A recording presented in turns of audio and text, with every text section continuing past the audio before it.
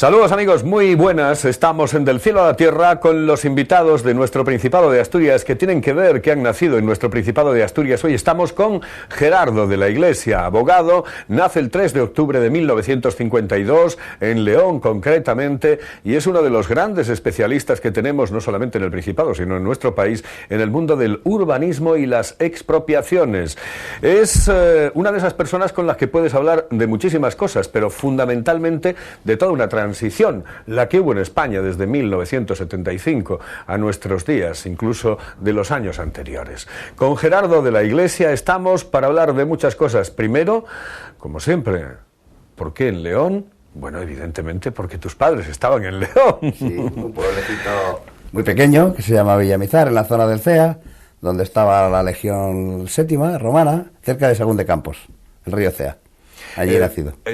¿Tus padres vivían allí? Vivían allí, éramos agricultores típicos de tierra de campos, o sea, muy pobres, 5 hermanos, una tierra de pobreza y de casas de barro, de adobe, y una infancia, pues eso, de ganadería y agricultura. ¿Y qué recuerdos tienes de esa infancia? Pues muy grata porque teníamos una escuela, la escuela era unos maestros muy buenos, y era, pues por ejemplo, mira como detalle, comíamos, nos daban en los recreos, teníamos que llevar una taza de agua caliente y nos daban los polvos de la leche del Plan Marshall y un queso amarillo, que era nuestro alimento y entonces el año 52 y siguientes, como detalle, el aceite se medía por gramos, decía, dame 250 gramos de aceite, y tenías una tarjeta de racionamiento para todos los productos básicos de azúcar, el aceite, etcétera. El pan era casero y los alimentos y tal, pero esos productos que no existían, pues tenían que ser con una cartilla de racionamiento.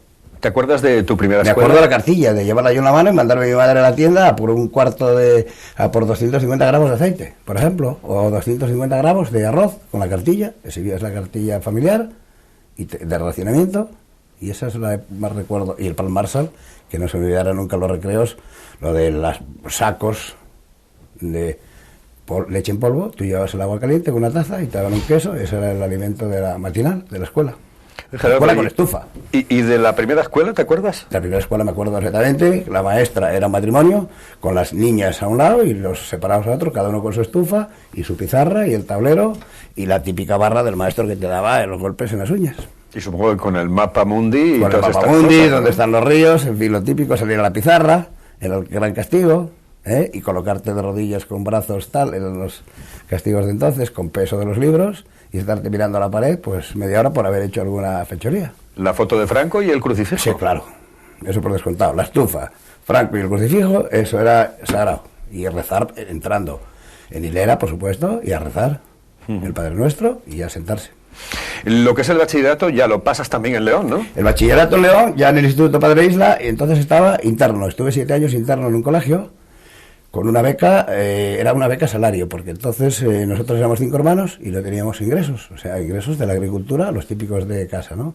Y mis hermanos y yo, 3, teníamos beca salario. La beca salario te daban una beca para ayuda de estudios y a su vez tu padre cobraba un bono, un ticket de un salario mensual, que me duró después durante toda la facultad aquí en función de unas notas que tenías que sacar de mucha entidad, claro, porque si no la perdías. Bueno, era una infancia con muchas carencias, pero... Sí, pero muy feliz. Exactamente, sí. A eso me refería, porque cuando pasas al internado, es decir, es un golpe, ¿no? El internado fue un golpe. O sea, yo del pueblo a León, cuando me llevaron a los 8 años y me dejaron en aquel colegio, Jesús Divino Obrero se llamaba, que había, bueno, regido por curas de los cuales se podría hablar de su comportamiento, que lo recuerdo ahora, y lo recuerdo mucho. No es que me haya creado trauma, pero bueno, todos sabemos lo que ocurría allí. Pues desde palos hasta castigos y otras cosas que ocurrían por los baños. En fin, eso que está ahora tan de moda en la iglesia, pues yo ya lo viví allí en los años 60 y algo, con los curas del Jesús Divino Obrero. Y lo puedo decir porque está todo testimoniado y acreditado. Es decir, que en ese momento son cosas que quieres olvidar prácticamente, sí, casi, ¿no? Sí, me revive cuando veo tanto en la prensa últimamente, me revuelve el estómago, las tripas me arden, porque lo estás viendo en Suiza, en Austria, en Estados Unidos, las condenas, la aceptación ahora de los jesuitas en la manera de pagar indemnizaciones, pero si yo ya lo viví en aquella época, todo eso. Y entonces, claro, cuando te ve te pega otro golpe de tal, pero bueno, no es que me sean trauma, pero sí que lo recuerdo, los tocamientos y las tal, se veían. ir a los baños con las puertas abiertas y vigilarte lo que hacían, y en fin, bueno, lo que está ahora de abuso sexual de... Sí, afortunadamente, claro, sí, afortunadamente te sales de allí, te marchas y te vas directamente a... Bueno, primero pasas por por l'ICADE. Sí, allí fueron, al final del terminar el Instituto Padre Isla Neó, pues un día aparecieron un grupo de jesuitas. Y bueno, quiénes eran los mejores expedientes y tal, no quiero que presuma de ello, pero es la verdad. Pues a mí me llevaron como número 1 a ICADE, a Madrid. ICADE, bueno, pues ahí teníamos un nivel superior, en Alberto Aguilera 23, pues se daba derecho, era derecho fundamentalmente, que era lo que a mí me gustaba, pero además sabía inglés, economía, en fin, era bastante duro. Y estuve un trimestre, en el año 70, el primer trimestre estaba en una posada, una pensión, con beca salario, claro, porque no tenía para pagar nada. Pero me denegaron, en aquellas fechas, había lo que se llamaba la autorización del cambio de universidad. Me la denegaron y me tuve que venir para acá. Como en León no había, ya en el año 70, el segundo semestre, vine para la Universidad de Oviedo, en San Francisco, en la Facultad de Derecho. Y ya hice 70-75, los 5 años de carrera en Oviedo. En la Universidad de Oviedo. En la calle San Francisco, sí.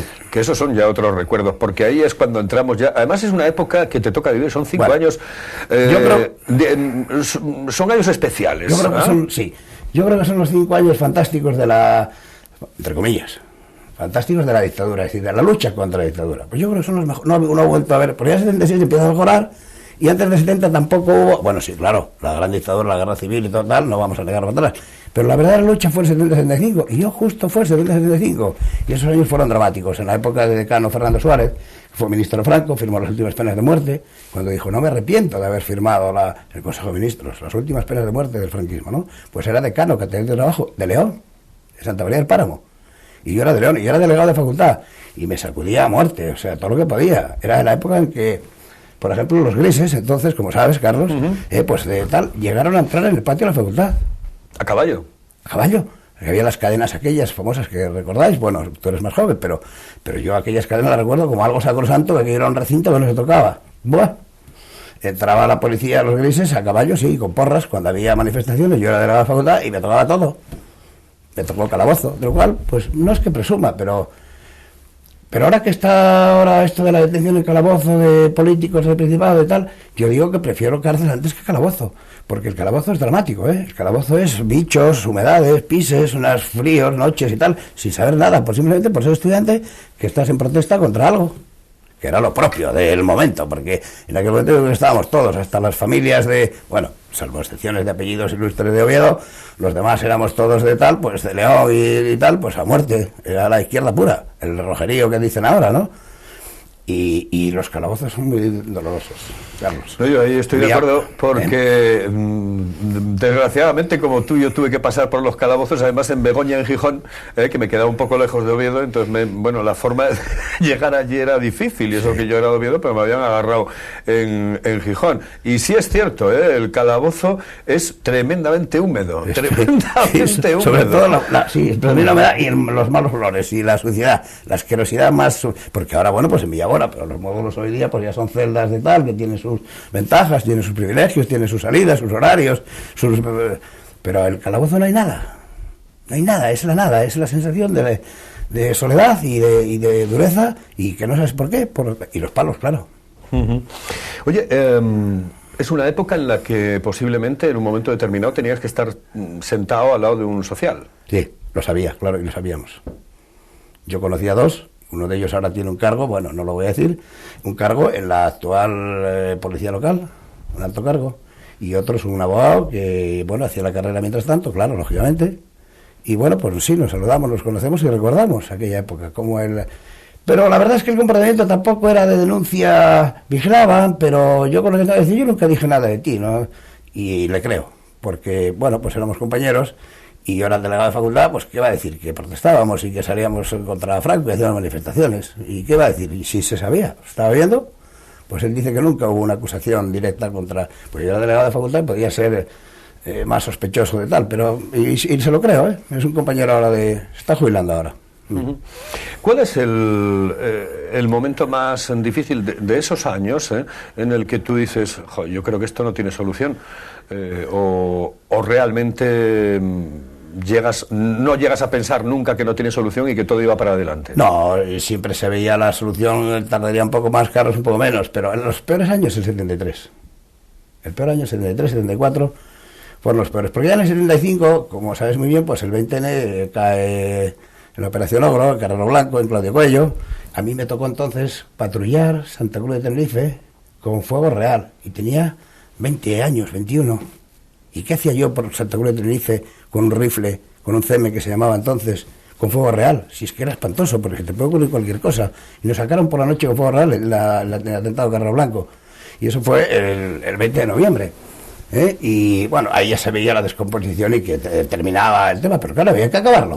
O sea, había que seguir luchando hasta el final, porque hasta el 76-77 pues no se vio un poco de luz, no empezamos a ver algo, pero el 70-75 fue verdaderamente, como digo yo, dantesco, dramático. O sea, bueno, y tuviste suerte, entre otras cosas, porque tú estabas con las milicias universitarias, sí, era otra historia. Sí, pero las milicias eran duras, porque los que éramos un poco sospechosos de tal, porque eso se sabía, pues te mandaban, a mí no me mandaron a África de casualidad, pero me mandaron a Villafría, a Tenerife, a hacer un trimestre allí, en las islas, pues de casualidad, y después a la Academia de Infantería el verano siguiente en Toledo, a la Academia de Infantería, que aquello era de una dureza tremenda para los que no estábamos habituados a tal, era un régimen militar, pero de una dureza, academia militar muy duro, Oye, ¿te acuerdas cuando la facultad trajo a Carrillo, no? Sí. Bueno, el Partido Comunista. Estuve en la cena. Sí, Cuéntame, lo puedo decir, sí, porque, vamos a ver, yo tenía mucha relación con González Campos. González Campos para mí es una de las mentes más preclaras que he conocido en la universidad, con Elías Díaz. Junto con Elías Díaz, bueno, pues Muñoz Planas en catedrático mercantil, vale, perfecto, fantástico, un catedrático fenomenal. Elías Díaz, muy de izquierda, de filosofía del derecho, pero destacaba sobre todo a González Campos, Julio González Campos, ¿no? González Campos estaba, su despacho siempre estaba, y yo asistía, y estuve con ellos, en mi época, en la época dorada que él llegó en el 73, a dar Derecho Internacional Público, yo me sentaba en el primer banco, con él, con Paz Andrés, de Santa María, con el cura Rojo y tal. Y teníamos mucha relación. Íbamos a su despacho, a su seminario, que se llamaba, hacíamos seminarios por la noche, y yo conocí allí a Horacio Fernández Cinguanzo, con quien me aprecio de mucha amistad, a mi cuasi tocayo, Gerardo Iglesias, con quien, bueno, pues, muchos decían, Follardín, Gerardín y tal, y como decían, ¿eres de la iglesia o eres Iglesias o dónde estás? Y Julio González Campos, y allí llegó Santiago Carrillo, salió al balcón de la Facultad de San Francisco IV, estuvimos ahí todos, aquel día llevaron perros y cadenas, y yo sé quiénes son todavía porque les conozco. Llegaron los de Fuerza Nueva, los de Cristo Rey de aquella, Cristo Rey de aquella, muy bien, Carlos, efectivamente, con perros, esos perros que no sé cómo se llaman, enormes a lo bestia con tal, y cadenas, y no, bueno, nos arrinconaban, eran pocos, pero bueno, había que hacerle frente, porque estaban respaldados por los grises detrás. Pues Santiago Carrillo salió al balcón, habló, y esa noche cenamos en el Hotel España.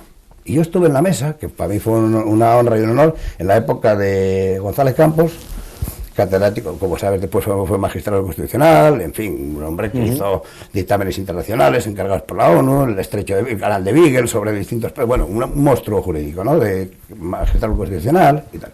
Y estuve en la misma mesa, una mesa redonda grande, y no sé por qué, pues con Michel, González Campos, Rozas, Páez de Santa María, Santiago Carrillo, al lado de González Campos, claro, yo estaba un poco más apartado, una mesa redonda de y hasta allí nos persiguieron los perros y las cadenas, Y a mí, de hecho, pues mira, como anécdota, una me tocó, no fue de gravedad, pero me dieron un palo. Y, Carlos, ¿cuándo vas a meterte? Oye, Con miedo, Carlos. Cuando ves ahora la universidad, ¿no te da un poco de pena, no? Sí, muchísima pena, Carlos. Muchísima pena. Yo tengo una hija ahora mismo, está en Milán, haciendo Erasmus, y hablé con ella anoche. Y tengo otro que se llama Alfonso, el tercero de Derecho. Tengo dos hijos abogados en Madrid ya, que ya, bueno, están en sus despachos y tal. Pero estos dos que yo veo acá ahora, sobre todo Alfonso, que tiene 19 años, pero es que no tiene nada que ver con aquello, es una universidad muerta. Me siento, a lo mejor la dureza, Carlos, ser tan drástico, muerta, porque es que no tiene nada más que unos apuntes, unas asistencias a clase, te toman nota, vas haciendo unas eliminaciones y vas aprobando cursos y terminas, ¿y qué? ¿Qué hace mi hija en Milán de Derecho Español para venir a ejercer la abogacía en España? Perder el tiempo. Eso no funciona. Pasar un año con unas amigas y vivir en Milán o en no sé dónde, en Erasmus. Eso falla. En la universidad de aquí, pues yo lo veo por mi hijo, digo, ¿pero qué haces? Que le veo, tiene 19 años y le veo lógicamente todos los días con unos apuntitos, unos apuntes de tal, asiste, por asistir ya te dan no sé qué, o sea, la universidad está muerta. En relación con lo que yo viví, Carlos, no tiene que ver. No tiene que ver. Es como ir a una clase particular. Me da una pena tremenda, porque lo que yo viví, 70-75, a lo que está haciendo mi hijo ahora. Pero incluso, y me refería fundamentalmente ya no a la cuestión docente, etcétera, sino a que la universidad en aquel momento representaba como la conciencia de la sociedad. Qué bonito. Es decir, era muy difícil no encontrar, hombre, sí los encontrabas, aquellos que ya eran de la derechona de toda la vida, pero era muy difícil no encontrar un estudiante, un grupo, un grupúsculo, una célula de estudiantes que no se interesase por lo que estaba pasando en el país. Imposible. ¿No? Imposible. Había un porcentaje muy alto de, exceptuando lo que dices tú muy bien, con mucho acierto, Carlos, querido, la derechona de aquí de siempre. Había un grupo muy fuerte de estudiantes, el grueso mayoritario, que estaban luchando. Y ahora no pasa nada, ¿no? Ahora no hay nada. ¿Cómo que no? ¿Qué va a haber? Ya no representa esa conciencia. ¿Contra qué luchan? Si ya ni siquiera hay izquierda ni derecha ni Zapatero, ya se confunde todo, ya vuelve. O sea, están hasta despistados. No entienden nada de lo que está ocurriendo, ni de los cambios de Zapatero, ni de si ahora entras aquí, ahora hace la tal, de si los mercados son los que mandan, de si los 67 años de jubilación. Ahora no entienden nada. Pasan de todo. Yo no sé si puedo utilizar una frase que dicen ahora los chavales, que ya lo sabes, que dicen, lo utilizan muy gráficamente, y yo a veces la repito y dice, esa frase típica es más fea, dice, me la suda. Dice, oye, ¿qué dice? Dice, me la suda, papá. Oye, lo que hay. Hombre, pues sí, sí. O sea, un pasotismo espantoso, no hay nada. Aquello que vivimos nosotros, Carlos, no tiene que ver con lo que se ocurre ahora. Qué pena. Oye, trabajas, tu primer trabajo es en el Ayuntamiento de Gijón. Sí. Terminé en el 75, como digo, en la época de los últimos fusilamientos de Franco, que aquello fue dramático. En fin, más vale no recordar aquello porque era un dolor tan intenso y sobre todo ver aquella frase escrita, decir, y no me tembló el pulso cuando firmo una pena de muerte en un catedrático de universidad, aún se te ponen los pelos de punta y estamos en 2011, ¿eh? Y yo lo vi, aquello. Sí, hice las oposiciones en el Ayuntamiento de Gijón, coincidiendo con las milicias en el Milán, entonces. En el Milán, de Alférez, dentro de las milicias, ¿no?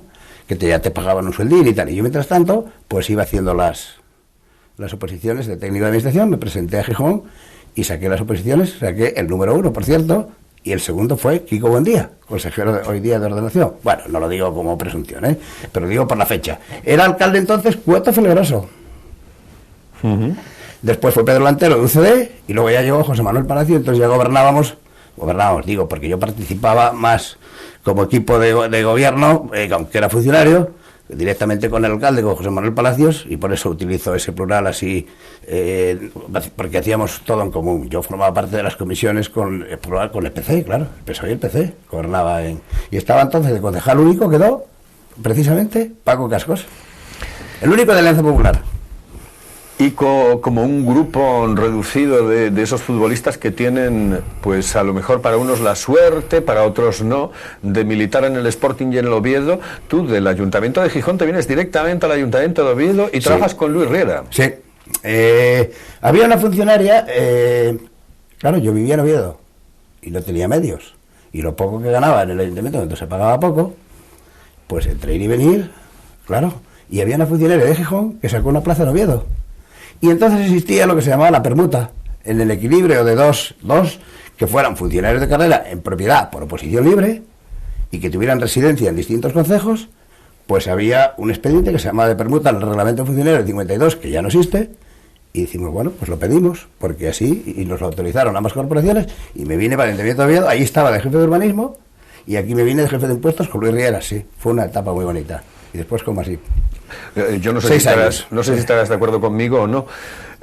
Yo tengo, además pasó por este programa y lo tengo en la memoria y lo tengo en el recuerdo. De acuerdo. Don Luis me parecía un tipo genial. Ya lo sabía, sabía que le ibas a decir, Carlos. Genial. Sí, sabía que le ibas a decir. Cuando empezaste la frase y pusiste esa cara, sabía que iba a ser nada.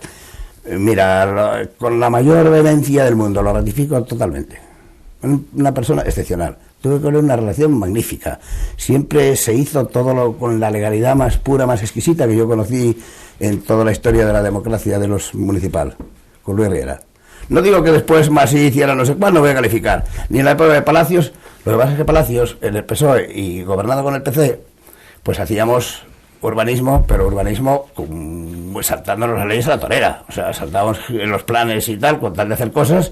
En aquella época, pues hacíamos de todo. Aquí ya se respetaba mucho más la legalidad. En la época de Luis Riera se cumplían las normas a rajatabla, los expedientes y yo nunca vi nada tan bonito como ahora, ni antes ni de ahora desde fuera.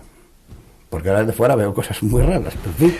En la recta final del programa, en la segunda parte del programa, vamos a hablar muy directamente de urbanismo. A mí me parece ya lamentable lo que está pasando en esta ciudad, en Oviedo, y hace muchísimo tiempo, ¿no?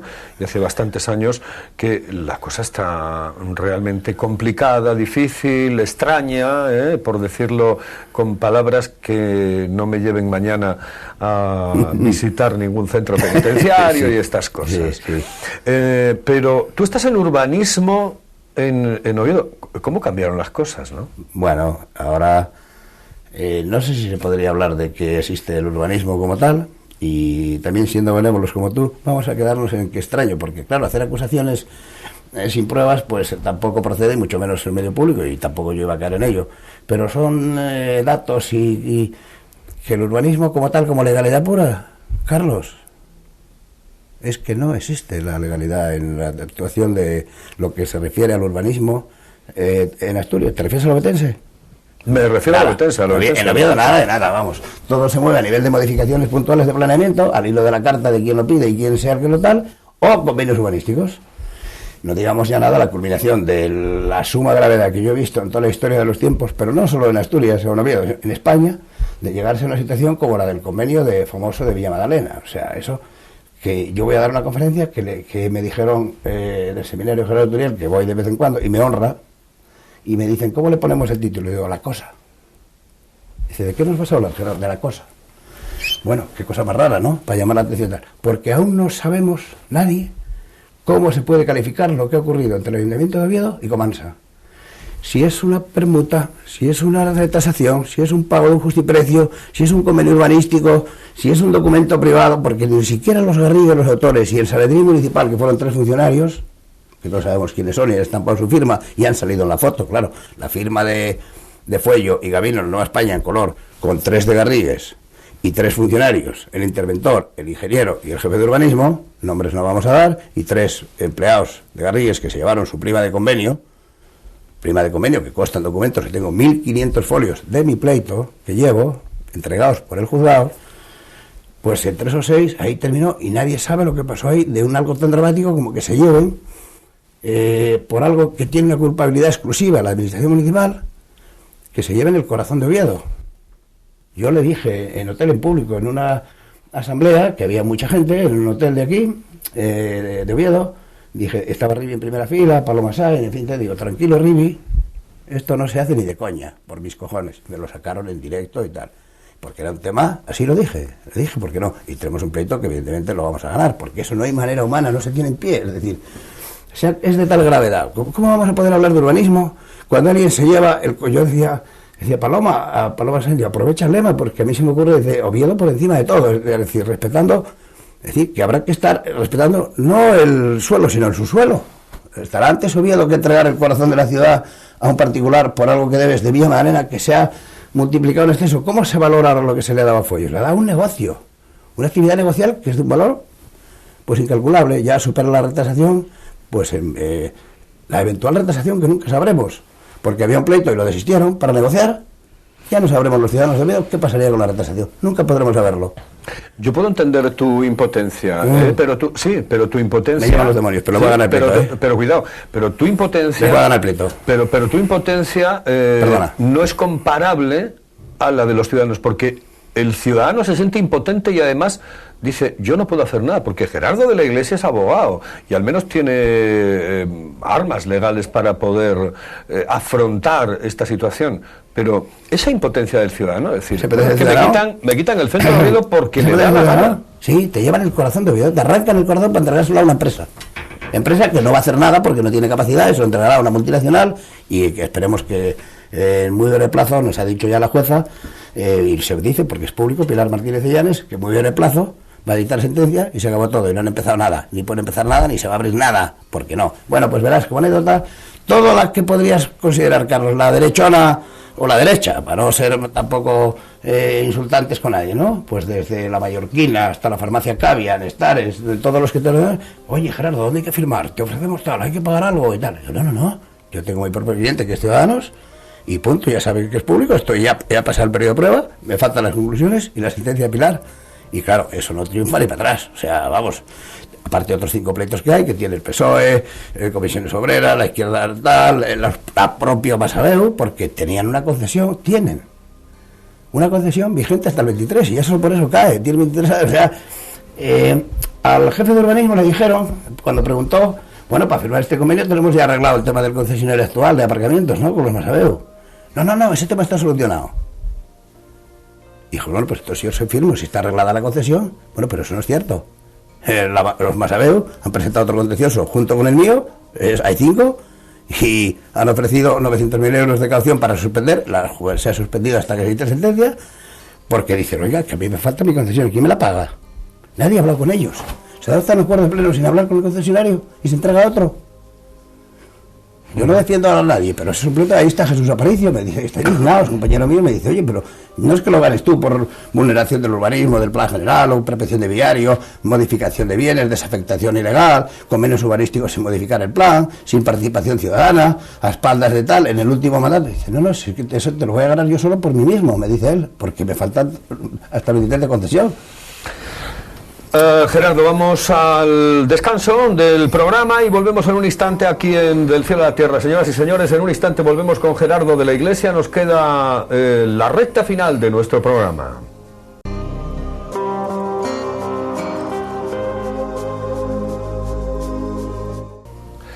Continuamos adelante con Gerardo de la Iglesia. Hombre, en el tema urbanístico hay muchísimas cosas en la capital del Principado que iremos desglosando dentro de un momento, que por cierto, ya les recuerdo a nuestros televidentes que el próximo día 18 de febrero en el seminario Gerardo Turiel, Gerardo de la Iglesia va a tener una intervención, bueno, pues hablando precisamente sobre este tema de las expropiaciones.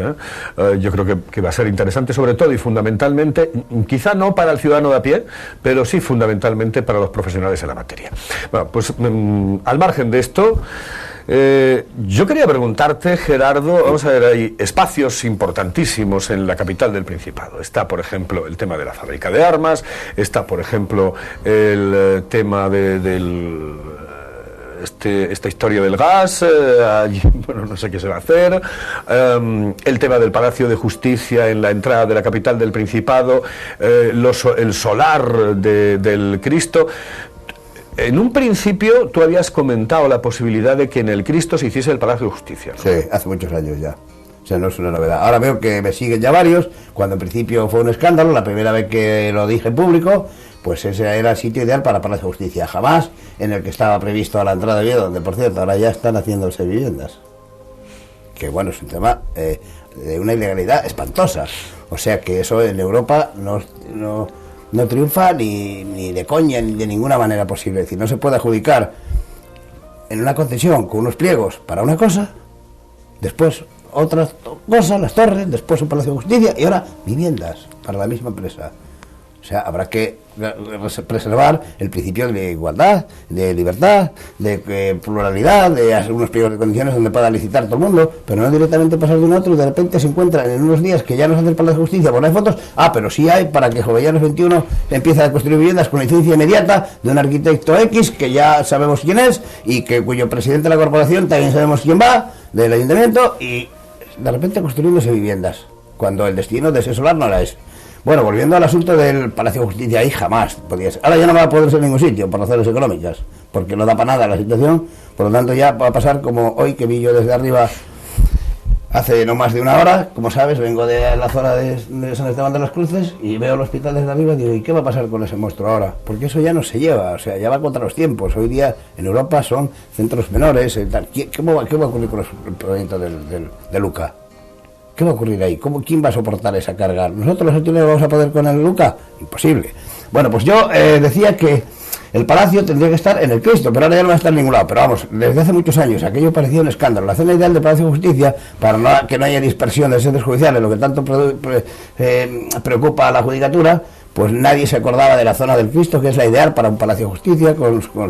Bueno, pues ahora lo que pasa, Carlos, es que ahora ya no lo vamos a ver ni en el Cristo ni en ningún sitio, por razones de la coyuntura económica en muchos años. Nos quedaremos sin palacio. Hay cosas que son tremendamente lamentables, pero hay una que llama poderosamente la atención, es el tema referente a Villa Madalena. Vamos a ver, para que lo entiendan. Lamentable. Para que lo entiendan los televidentes. Perdón. ¿Cuánto costaba esto y cuánto le cuesta ahora al Ayuntamiento de Oviedo por las negligencias, y ya lo digo además entre comillas y utilizando una palabra, bueno, pues eso tranquilita? Sí, te honra, Carlos, ciertamente, eres muy benevolente utilizando la palabra negligencia, y bueno, voy a decir contigo, dejarlo ahí para no hacer acusaciones gruesas, que es de una extrema gravedad.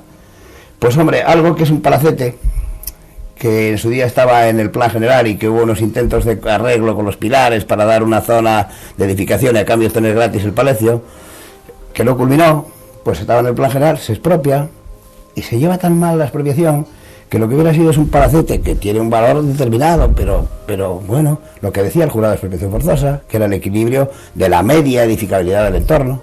Todos sabemos lo que es, no quiero utilizar palabras, ser lo más llano posible, es decir, cómo se valora un suelo y un palacete. El suelo en esa zona, que estaba en el plan general sujeto a expropiación, pues tiene que tener un valor.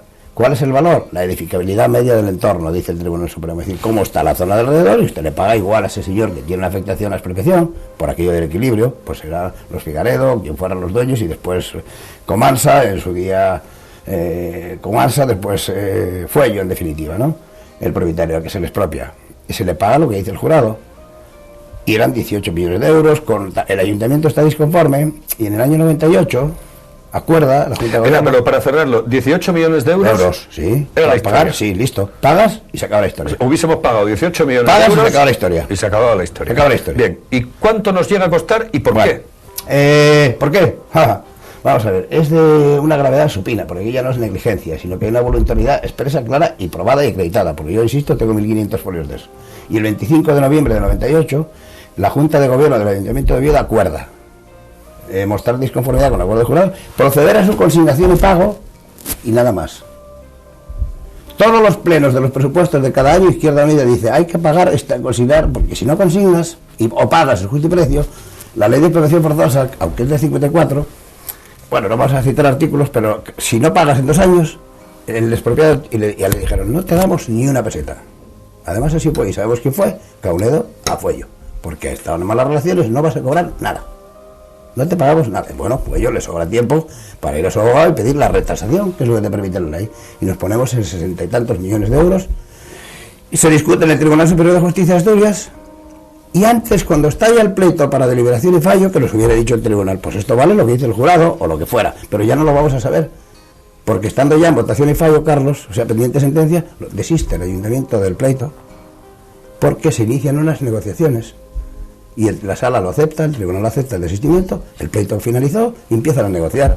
Y en cuestión de un mes, que fue lo que duró, volando, se llega a un acuerdo de esos que los convenios duran varios años en negociar, si son muy farragosos y tal, entre los Garrigues, el despacho Garrigues, y lo que yo llamo el Sanedrín Municipal, sin intervención política ni pública de ningún tipo, salvo la alcaldía, con 3 funcionarios y 3 abogados de Garrigues representando a De Fuello, llegan al famoso convenio que yo llamo, se aprueba en el Pleno, que yo llamo la cosa, porque es incalificable, o sea, es incalificable. ¿Cuánto vale? Decía. Bueno, es de un valor incalculable, porque lo que se ha entregado es un negocio, es el subsuelo de Oviedo, el corazón nuestro de Oviedo se le ha entregado a Comansa, para que haga y deshaga una actividad negocial de un valor incalculable, además con un monopolio de que nadie, en un radio puesto en el centro, que yo lo he puesto en un plano a través del arquitecto, claro, un radio de 180 metros, nadie puede instalar plazas de garaje. ¿Y cómo se valora eso? Eso es un monopolio, de hecho. Aparte, en el plan general, es un negocio, y no digamos lo de los prados, claro, que son otra convenio urbanístico que hay que modificar el plan para un suelo que no tenía edificabilidad, darle 250 viviendas en suelo residencial. ¿cuánto sale eso de valor? Es que nadie lo sabe ni lo puede calcular lo que se ha entregado a cambio de un palacete. Se ha entregado el corazón de Oviedo a cambio de un palacete. Burradas, porque eso es una actividad negocial de un valor incalculable que vendrá, pero bueno, esperemos que los tribunales en breve plazo nos den la razón, ¿eh? Pero cuando hablas de breve plazo, a los televidentes, a los ciudadanos de a pie, breve plazo, nos puede sonar a meses. Exacto, Meses. nos puede sonar a chino, ¿eh? Sí. El tema de breve plazo en el tema de la justicia. Sí, verás, es que los pleitos, este pleito por razón de la materia, la competencia está atribuida a los juzgados de lo contencioso administrativo de Oviedo. De los 6 que hay, ha tocado a 2. Y en el de Pilar Martínez de Llanes, que es el 2, ha salido, está muy avanzado ya. El nuestro está ya pasando la fase de prueba. Nos quedan las conclusiones en 10 días y después entra votación y fallo cuando la jueza pueda. ¿Qué calculo yo? No más allá, porque ya nos lo dijo en el auto inicial. Dijo, no hace falta suspensión de nada porque en menos de un año dictaré sentencia. Lo dijo por escrito Pilar Martínez de Llanes, la jueza. Por lo tanto, nos quedan, Carlos, 4 o 5 meses hasta la sentencia. Es verdad que la sentencia del juzgado es apelable ante el Tribunal Superior de Justicia de Asturias, Sala de lo Contencioso Administrativo. Pero las apelaciones ahora en la sala son 6 o 8 meses. Ha mejorado mucho. Por lo tanto, en 8 y 4, 12, en un año y pico, sabremos los ciudadanos de Oviedo una sentencia firme, esperemos que declarando la nulidad de algo que es indefendible porque vulnera el plan general, vulnera la ley de contratos, está impugnado en Europa, hay adjudicación directa, tendría que haberse leído la licitación. Bueno, son tantas las ilegalidades, hay una concesión pendiente, son tantas las ilegalidades que caen por todos los lados. Y pocas veces podemos hablar los abogados así de...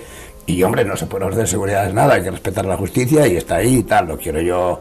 Pero bueno, Carlos, se avecina una...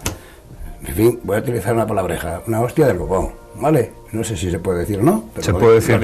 Se puede decir. Oye, para el ayuntamiento. Oye, una pregunta con respecto, por ejemplo, al tema de la demanda de los aparcamientos del Parque de San Francisco y toda esa historia.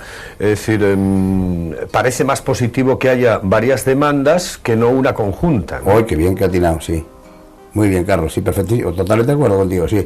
De hecho, nosotros no hemos hablado entre los abogados, acerca del empleado, y yo creo que es mejor, porque hay un acto administrativo único que se impugna por distintas partes. El acto objeto de debate en el pleito, lo que se discute, lo que se litiga, es el acuerdo del Pleno del Ayuntamiento de Oviedo, donde se aprueba el convenio con Comansa, dándole el corazón de Oviedo a cambio de un palacete.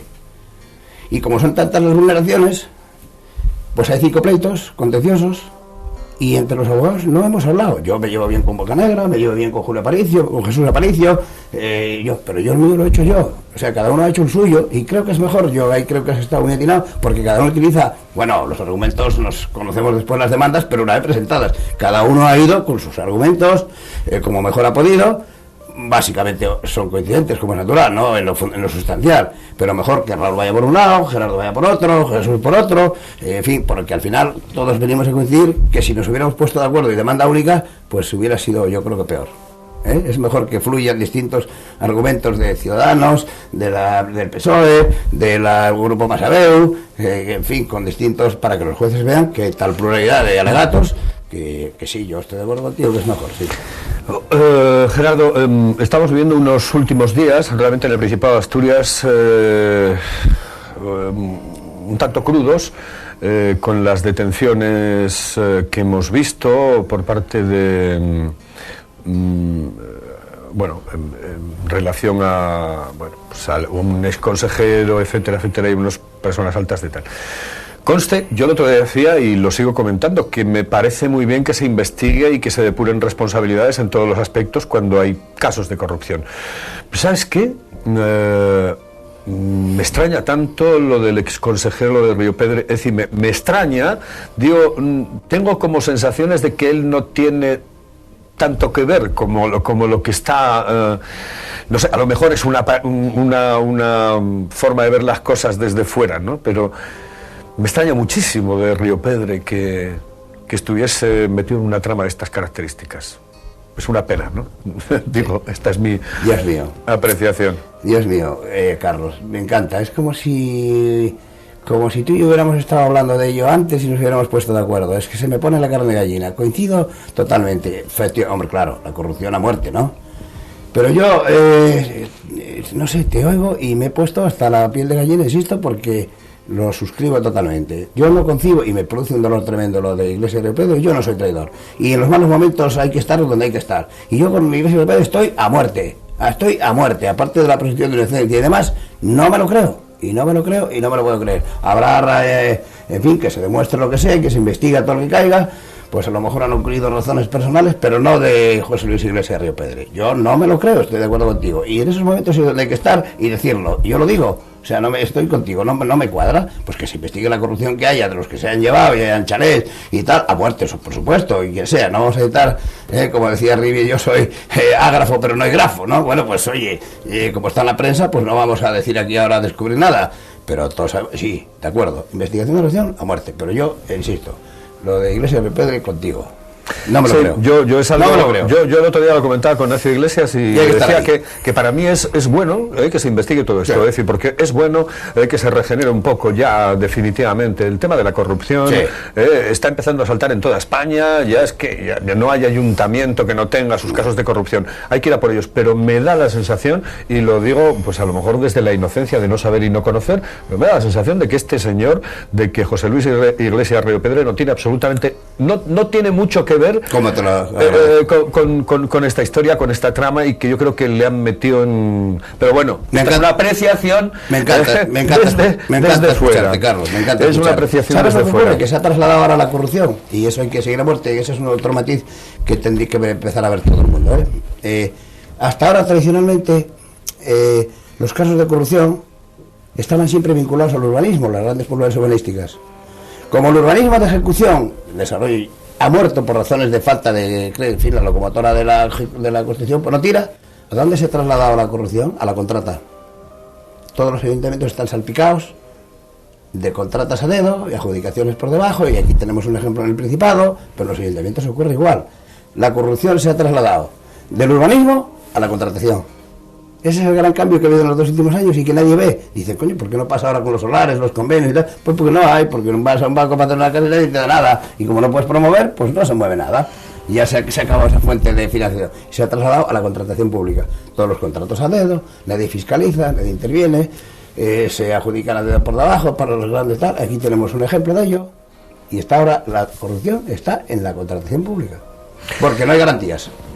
Vamos a vivir unos comicios electorales a nivel regional y a nivel local tremendamente divertidos, porque la cosa se empieza a atomizar. Ya no son 2, entran 3, 4 o 5 y como mínimo va a ser divertido, ¿eh? Sí. ¿Tú cómo lo ves desde fuera? Bueno, yo mira, Carlos, las demás autonomías, le decía antes a Víctor, dice, mira, no me preocupan porque ya sabemos todos más o menos cómo está y no va a ocurrir nada en las 17 restantes, ¿no? O sea, en las 16 restantes. En Asturias vamos a vivir unos meses apasionantes. Sobre todo, marzo y abril va a ser verdaderamente, sí, divertido, ¿habéis dicho? Sí, apasionante. Muy divertido. Apasionante, porque va a ser entre ideas, Pago Cascos, Espinosa, el PP muerto, dividido. Tal. No sabemos la incógnita que va a pasar con el arecismo, que se va todo al traste, porque claro, ya está muerto, ¿no? El arecismo murió. ¿Qué va a pasar ahora con Fernández? Bueno, pues no sabemos. Pero en el PP, sobre todo, a nivel autonómico, bueno, pues verás, los tiempos están tan bien medidos con Pago Cascos, lo está haciendo tan... Yo no voy a defender a Pago Cascos, que le conocí ya, como dije antes, en la Alianza Popular en el año 77 en Gijón, único concejal, y bueno, nos conocemos mucho. Pero está midiendo también los tiempos, que el día que se proclame el Congreso y... ¿Se terminó? No. Es que tenemos un problema con el micro. Pero ya lo tenemos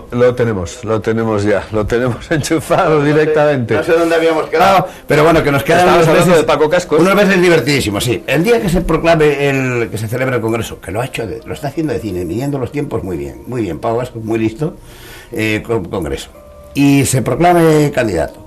Van a empezar a llover cargos de desplazarse los que están ahora a la espera, pues tipo alcalde de Grado, tipo alcalde de Siero, que les conozco y todos sabemos que se han proclamado públicamente de un lado, después de otro, etc. El día que caiga eso, pues se va a armar, por lo menos a nivel autonómico, y en Oviedo también, En Oviedo ya veremos que hace falta 14 de 27 para gobernar, Por lo tanto, Gabino debe estar como temblando, porque están ya muertos los concejales y 2 meses antes de la celebración del 22 de mayo hay un decreto que no se puede adoptar ningún acuerdo, desaparece la corporación y cada uno será la espantada a ver a dónde va, a dónde se coloca, porque claro, están todos no hay tantos valientes como los 7 de Llanes que dicen nos vamos en el pleno todos en bloque a Pago Cascos, Pero el día que se celebre el Congreso y se proclame, estarán todos ahí porque saben que el triunfo está en Cascos, no en Espinosa. Que el propio Rajoy la confunde y le llama Fernández Espinosa, si ya ni siquiera sabemos el apellido. ¿Piensas que la fuerza de Cascos, bueno, la que está teniendo, además está teniendo como una receptividad importante, etcétera, a nivel del Principado de Asturias? Hablando de Oviedo concretamente, ¿piensas que esa entrada de Cascos en escena, del candidato de Cascos, bueno, el votante fiel, leal del Partido Socialista y los que se puedan adherir en un momento determinado al Partido Socialista, en Oviedo concretamente, y aquellos que resten del Partido Popular, ¿crees que va a hacer que acabe definitivamente la época del gabinismo en Oviedo? Radicalmente. Es un convencimiento absoluto, pero no personal, sino que tú y yo lo sabemos. Se detecta nada más palpitar, caminar por la ciudad. O sea, está todo el mundo, pues que el gabinismo se acabó y que va a arrastrar todos los votos. Irán como una gran parte a Cascos y también vendrán muchos del PSOE por la fuerza de Cascos para lograr aquello del voto útil y que gobierne alguien distinto, y aunque solo sea por acabar con el gabinismo. Así de claro, que ya mucha gente se mueve, que lo dicen ellos mismos, ¿eh? Si yo lo detecto, tú vas a la Mallorquina y vas a no sé dónde, por citar, no se pueden citar establecimientos, no lo sé si se puede. Pero bueno, todos lo vemos por ahí, por tal, ¿qué es lo que piensa la gente? Le vamos a dar un paseo donde nos encontramos, ¿no? Pues que se acabó, que eso murió, el gabinismo se acabó, y que será un problema de unos concejales más o menos, pero que ya no hay la mayoría de gobierno, imposible, o sea, 14 concejales para gobernar, imposible. Y Cascos, bueno, eso a nivel municipal. Que esperemos que así sea, ¿no? Y será, con seguridad. Pero a nivel autonómico vamos con rotundidad, eso porque eso ya es público. Bueno, vamos entrando ya en la rectísima final de nuestro programa. Hablamos, por ejemplo, del tema de la abogacía. La crisis se nota también en la abogacía. Dicen que muchos abogados en este momento las están pasando canutas porque realmente les cuesta cobrar incluso a los propios clientes. Se está pensando incluso en la posibilidad de que paguen a plazos. Sí. ¿Qué cosas? Hace poco, sí, qué cosas, sí. Bueno, está produciéndose por primera vez, como lo sabes también perfectamente, mejor que yo, la primera vez en la historia de los tiempos, desde hace año y pico, 2, no más, no más, sobre todo el último año, de abogados demandando a sus propios clientes los honorarios. En los famosos procesos monitorios, que tú requieres los honorarios y despacha el embargo de bienes. Y claro, también negociar con la situación de crisis tan dramática, que efectivamente sí, hay asuntos, hay litigios, pero la abogacía, la época de crisis no es buena, como bien sabes, para la abogacía, al contrario. La época de bonanza y desarrollo es lo que hace los grandes despachos. Ahora son situaciones de subsistencia y de vivir como se puede, y sí, claro, negociando pagos a plazos, pues mira, los honorarios de este pleito de expediente de te va a salir tanto, pero mira, va, pues está 150 al mes, como se pueda, y otros dicen, mira, tienes que llevarme este asunto, pero ahora no te puedo pagar, Gerardo. Bueno, pues no pasa nada, habrá que aguantar como se pueda, pero sí que se ha visto por primera vez, Grandes ha salido publicado hace poco, y a mí me han preguntado, yo no soy partidario de eso, me parece que es una cosa, habrá que aguantar como se pueda, pero me sigue pareciendo muy feo, me produce rechazo, o sea, y las hay, muchas las vemos, demandas de abogados contra honorarios de sus propios clientes en el famoso procedimiento monitorio, que no quiero utilizar palabrejas, pero en fin, un proceso, una especie de ejecutivo de jura cuentas, vamos, a tu propio cliente, porque no te puede pagar. Bueno, sí que lo hay, sí. La crisis es fuerte en la abogacía. La crisis a nivel general, ¿cuándo se va a acabar? Yo, como no participo del optimismo antropológico del amigo Zapatero, por decirlo de alguna manera, pues me parece que va a ser muy fuerte, muy dura en España, y en Asturias peor. Lo vamos a soportar peor en Asturias que en el resto de España. Las comunidades uniprovinciales son las más desgraciadas en este asunto, y en Asturias aún peor que ninguna. O sea, será el peor lugar de despegue de toda España, Asturias. Y lo vamos a vivir porque ha fallado todo. Eso que se dice fallo sistémico, en general universal financiero tal, aquí se aplica en Asturias. Es decir, que no hay nada, no nos queda nada. Ya ni agricultura, ni pesca, o sea, se ha acabado todo. ¿Y dónde vamos en Asturias? ¿Cuántos años va a tardar? Muchos. Se acaba el programa, dime algo bueno para acabar, hombre. Algo bueno, pues que son tiempos de lucha, Carlos, y de esfuerzo, y que en las épocas malas pues hay que esforzarse un poco más y trabajar un poco más. Y bueno, tomarse un poco de alegría y optimismo, sí, claro, porque te veo la cara sonriente, y pues, alguna vez nos tomaremos un cafetillo charlando un poco de... Sí, pero claro, lo que pasa es que estas preguntas son así, no se puede contestar de otra manera. Pero bueno, para terminar con la pues a luchar, que son tiempos duros. A luchar, que son 2 días de... Gerardo, muchas gracias por estar con nosotros. Gracias, Carlos. Un placer hablar contigo, de verdad. Un placer. Nosotros hemos tenido hoy a Gerardo de la Iglesia aquí del cielo a la tierra, un programa que pues tengo que calcular. Casi llega a los 70 invitados y además 70 invitados de una altura excepcional en nuestro Principado de Asturias. Saludos, que ustedes lo pasen bien y la próxima semana otro invitado y les aseguro que seguro va a tener algo que contar.